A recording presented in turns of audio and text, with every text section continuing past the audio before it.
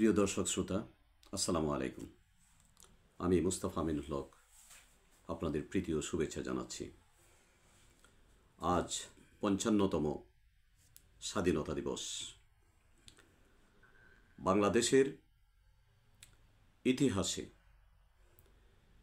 এক অন্যতম দিন,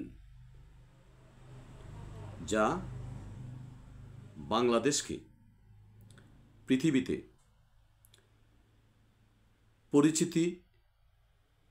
পরিচিত করেছে এই দিনটি। এই দিনটির কারণে জনাব শহীদ জিয়াউর রহমান পরিচিতি পেয়েছেন সারা পৃথিবীতে। যখন দেশ মাঝিবিহীন নৌকার মতো অতই সমুদ্রে ভাসছিল, ঠিক সেই সময় যখন কোনো গার্ডিয়ান ছিল না, সেই সময় কান্ডারি হিসাবে শহীদ জিয়াউর রহমান বাংলাদেশের স্বাধীনতা ঘোষণা করেছিলেন। উনি সেই ২৬শে মার্চ মধ্যরাতে উনি ঘোষণা করেছিলেন, I major Zia do hereby declare the independence of Bangladesh. উনি বাংলাতেও বলেছিলেন। উনি স্বাধীনতা ঘোষণা করে শুধু বসে থাকেননি, এই মানুষটি যুদ্ধ করেছেন। ১ নম্বর সেক্টরের প্রধান ছিলেন উনি। নট অনলি দ্যাট, ওনার দেশপ্রেম ১৯৬৫-র যুদ্ধে উনি যুদ্ধ করেছেন ভারতের বিরুদ্ধে। যুদ্ধ করে উনি খেতাব অর্জন করেছিলেন। উনি বাংলাদেশের স্বাধীনতা ঘোষণা করে যুদ্ধে ঝাঁপিয়ে পড়েছিলেন এবং ওনার স্বাধীনতা ঘোষণা তৎকালীন সময়ে বাংলাদেশি বাঙালিদেরকে আলোড়িত করেছিল, যুদ্ধে উদ্বুদ্ধ করেছিল। স্বাধীনতা পাওয়ার জন্য মানুষ উদ্গ্রীব হয়েছিল। ওনার স্বাধীনতা ঘোষণার কারণেই হাজার হাজার মানুষ ভারতে পালিয়েছিলেন, ট্রেনিং নিয়েছিলেন, যুদ্ধ করেছিলেন। স্বাধীনতার পরে উনি ব্যারাকে ফিরে যান, কিন্তু দেখা গেল সেই স্বাধীনতা ১৯৭৫-এর আগ পর্যন্ত স্বাধীনতা চিন্তায় হয়ে গিয়েছিল। যে গণতন্ত্রের জন্য স্বাধীনতা, যে বাক স্বাধীনতার জন্য স্বাধীনতা, যে কথা বলার জন্য স্বাধীনতা, যে লেখনির জন্য স্বাধীনতা, যে স্বাধীনতার জন্য লক্ষ লক্ষ মানুষ আত্মহতি দিল, শহীদ হলো, পঙ্গু হলো, ভাই বোন হারা হলো, বোন ভাই হারা হলো, মাতা সন্তান হারালো, স্ত্রী তার স্বামী হারালো। সেই যুদ্ধে স্বাধীনতা অর্জিত হওয়ার পরে স্বাধীনতা চিন্তায় হয়ে গেল। প্রথম চিন্তায় হলো, যেই দিন বাংলাদেশের মুক্তিযোদ্ধারা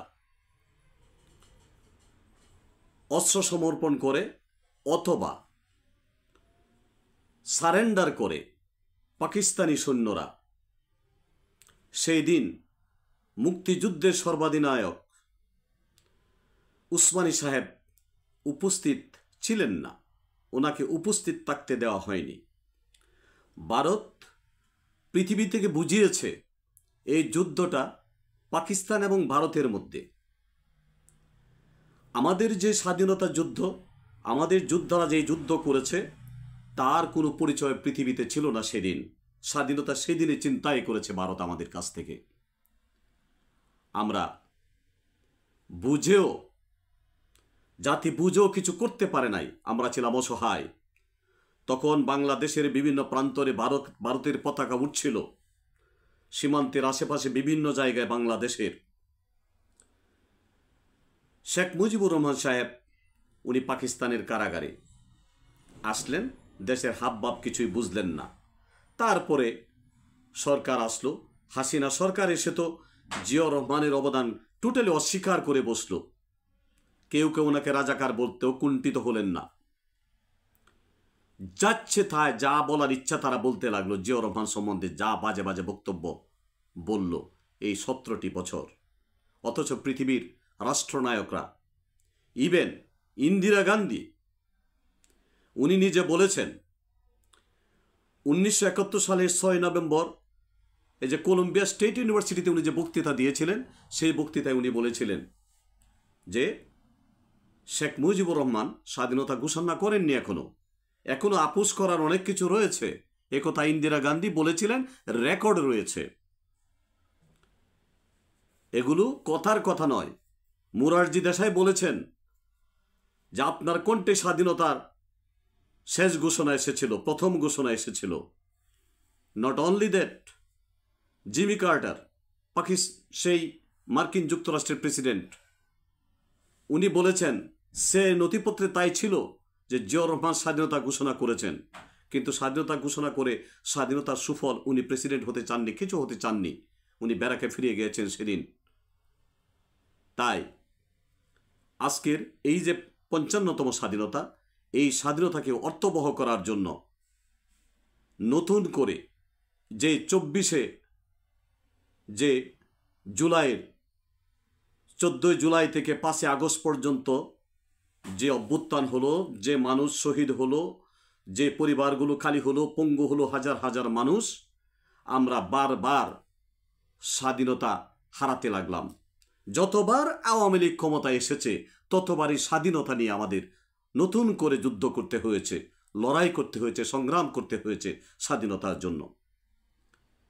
আজকে আমাদের প্রতিজ্ঞা করা উচিত আর যেন স্বাধীনতার জন্য আমাদের যুদ্ধ করতে না হয়, লড়াই করতে না হয়, আর যেন শহীদ হতে না হয়, আর যেন রক্ত দিতে না হয়, মসৃণ পথ যেন আর রক্তে লাল না হয়ে ওঠে।